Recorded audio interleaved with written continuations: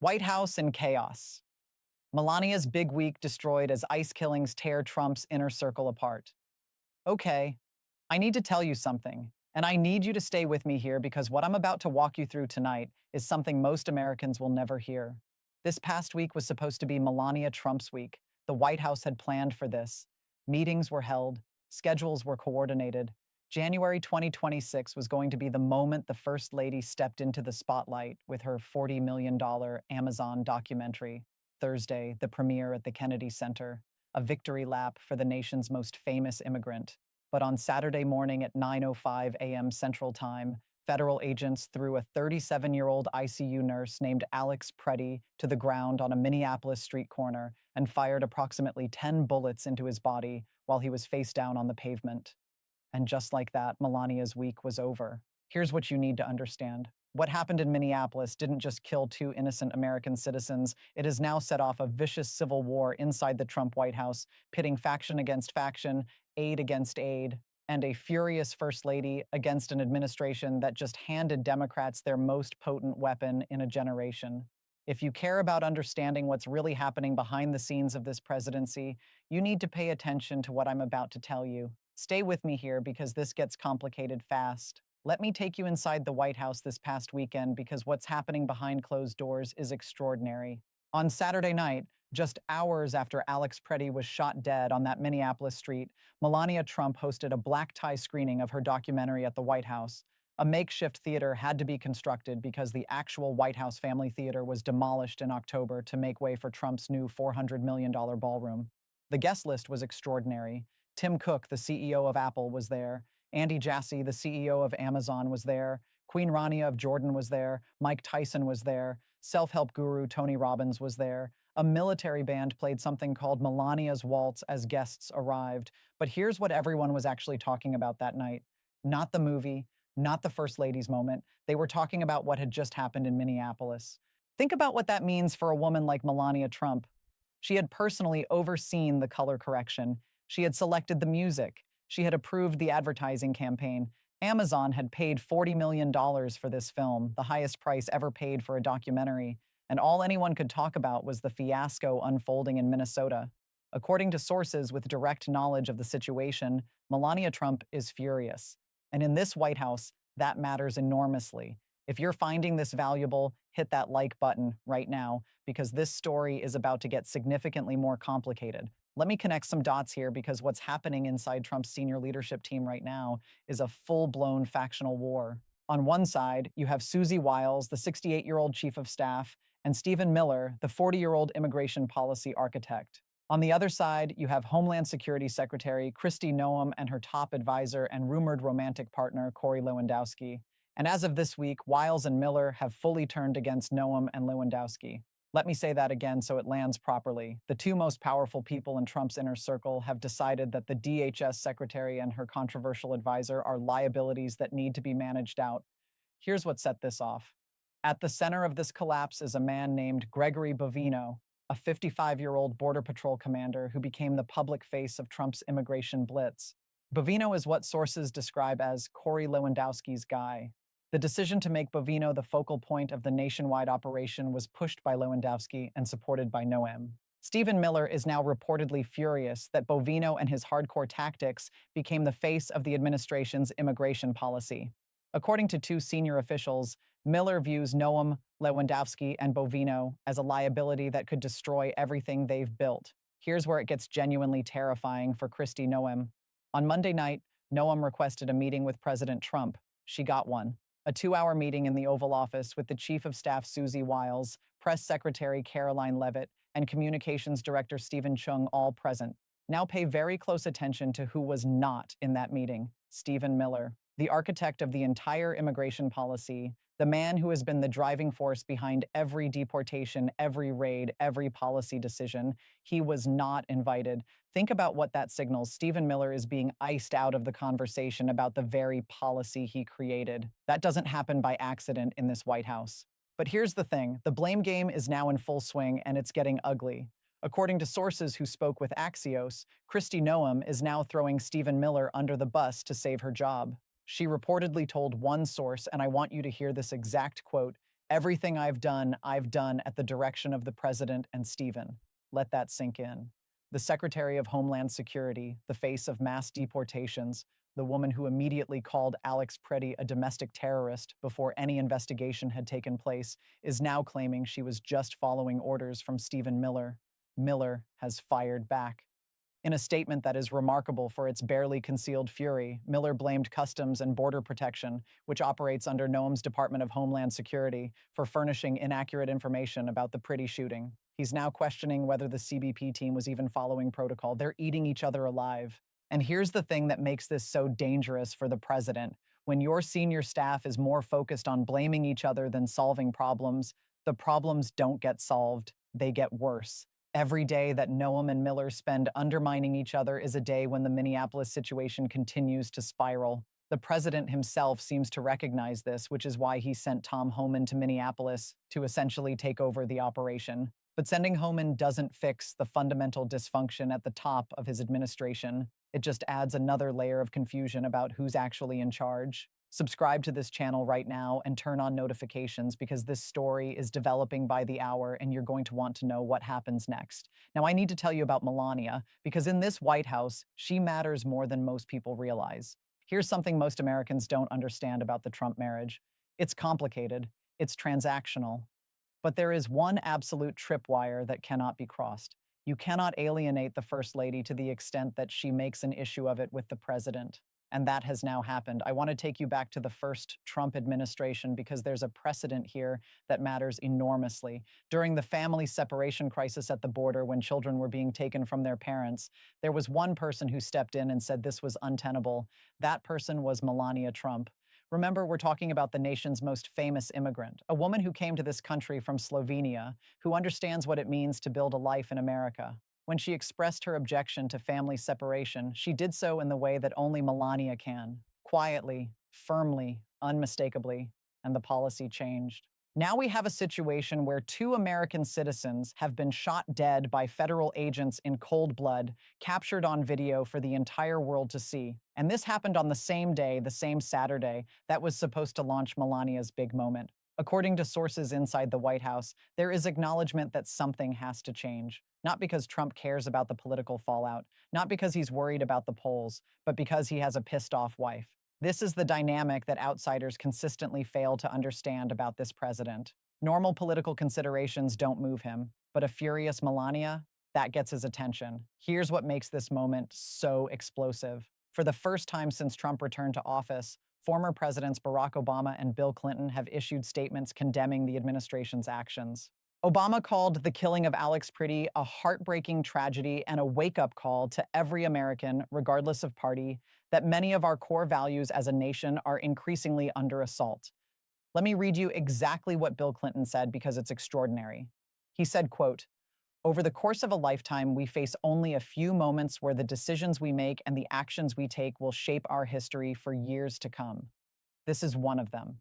He then accused the administration of lying to the public and telling Americans not to believe what they've seen with their own eyes.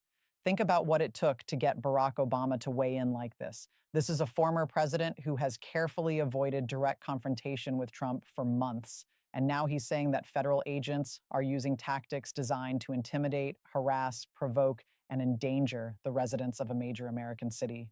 The political fallout is already materializing. Chris Medell, a Minneapolis attorney who was running as a Republican for Minnesota governor, dropped out of the race this week. He called the ICE operations in Minnesota an unmitigated disaster and said he could no longer in good conscience be part of a party that was supporting this. Republican Senators Ted Cruz, Lisa Murkowski, Bill Cassidy, and Susan Collins have all called for investigations. Even Texas Governor Greg Abbott, one of Trump's most reliable allies on immigration, said the White House should recalibrate its approach. Here's why that matters so much. Trump has enjoyed nearly complete loyalty from fellow Republicans during his first year back in office. But the position staked out in the wake of these shootings suggests that even within his own party, there are limits. And those limits have been reached. I need to tell you what actually happened on that Minneapolis street because the administration's story has completely collapsed. A preliminary internal review by Customs and Border Protection, obtained by NPR and reviewed by ABC News, now contradicts the Trump administration's initial narrative of the shooting. According to the assessment, Officers pepper sprayed Alex Pretti and then attempted to take him into custody. Pretti resisted their efforts and a struggle ensued. During the struggle, an agent yelled that Pretti had a gun. Approximately 5 seconds later, two officers discharged their weapons. Here's what's critical. The assessment makes no mention of Pretti attacking officers or threatening them with a weapon, as the administration first claimed. No mention, none. Secretary Noem immediately called Pretti a domestic terrorist. She said he arrived at the scene to inflict maximum damage and kill law enforcement. Stephen Miller called him a would-be assassin. Multiple bystander videos show something completely different. Pretti can be seen holding only a phone in his hand. He was helping direct traffic around the scene. Then he was helping a woman who had been shoved by an agent. Then 6 officers tackled him, pinned him face down on the ground, and shot him in the back approximately 10 times. A pediatrician watching from her apartment window described what she saw in a sworn declaration. She said she saw agents shoot the man while he was on the ground. She said from what she could see, there was absolutely no need for any violence, let alone lethal force by multiple officers. Pretty's parents released a statement calling the administration's characterization sickening lies about their son. They said Alex is clearly not holding a gun when attacked. He has his phone in his right hand and his empty left hand is raised above his head. And here's the detail that exposes the full absurdity of the administration's defense. They keep pointing out that Pretti was armed, that he had a gun in a holster. They seem to think this justifies what happened. But Minnesota is a permit-to-carry state. Pretti had a legal permit. The Minneapolis police chief confirmed this, and the Minnesota Gun Owners Caucus, a pro-Second Amendment group, issued a statement saying that every peaceable Minnesotan has the right to keep and bear arms, including while attending protests, acting as observers, or exercising their First Amendment rights. When you've lost the gun rights groups, you've lost the argument. And this wasn't even the first death.